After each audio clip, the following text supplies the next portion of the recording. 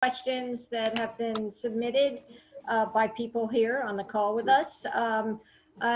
Ted Pietz has the first question regarding broadband. Ted, do you want to ask your own question? Sure, I will. Good morning. Good morning, Ted. Hey, Ted. Good morning. I just wanted to expand on the CARES Act funding. So New Hampshire's congressional delegation had called for the extension of CARES Act funding, obviously, and that would support critical infrastructure updates.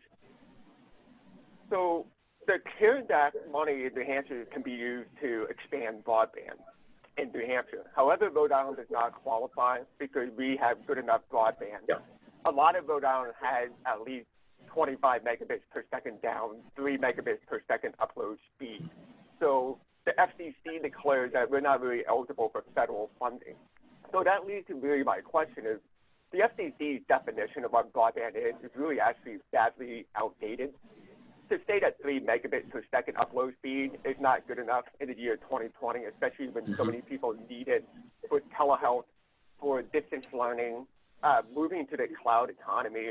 And if we could update the FCC's definition of what broadband is, then a lot of Rhode Island would become more eligible for money such as CARES Act funding. And we're missing the boat on federal funds because the definition of what broadband is.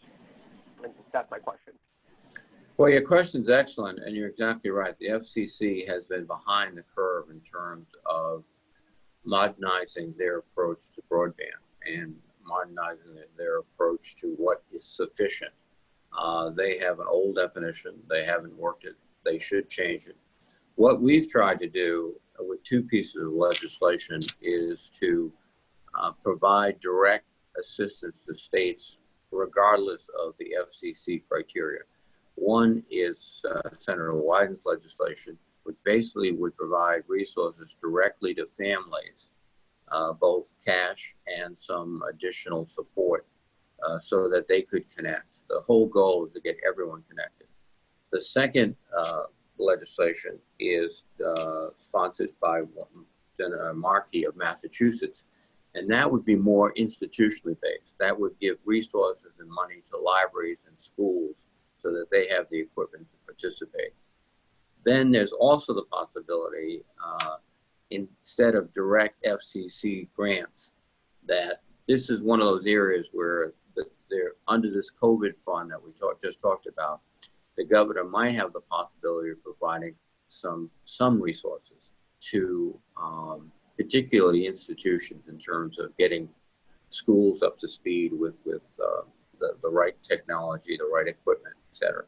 But the reality is, and this is something we're trying to deal with in this new round of COVID funding, is that one of the obstacles to getting back to school is children have to have access to good Wi-Fi broadband. They have to have a computer or a device, and there are a lot of kids that don't have that. And so I think as part of our educational effort, as well as just broadband, we have to put more money into making sure every child has access to school.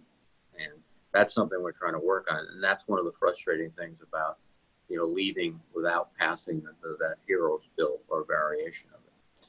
But the FCC, we have to work on them. They are a regulatory agency. They move at their own speed, 1, and 2. Sometimes they move it, and not sometimes, many times, they move at the direction of the administration. And I don't think the administration has seen this as a priority, and they haven't forced them to take action, and they should.